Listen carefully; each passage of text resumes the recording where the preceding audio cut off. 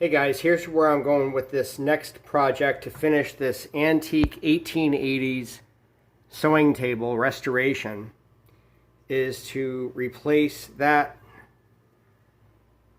missing piece right here with a carved cherry wood knob. So I'm taking the dimensions here and carving it with my Mora 120 and 106 wood carving knives. Here's the completed ball, friends. I like the way it turned out. I painted it with the same burnt umber oil paint touch-up like I did the rest of this antique sewing table from the 1880s previously. Check out my other video about that. I'll put a card up here.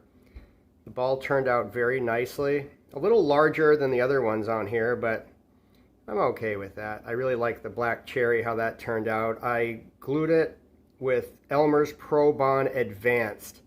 I love this stuff. I've used it on ceramics, on plastics, on wood. It's just a very, very strong, good adhesive.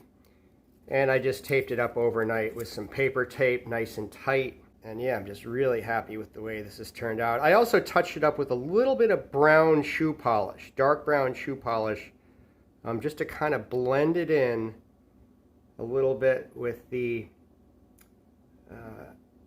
different variances in the wood coloration around this table. And as you can see, there is variation in the color through the staining job and the touch-ups I did with alternately oil paint and brown shoe polish just for some touch-ups. I tell you, that stuff works great.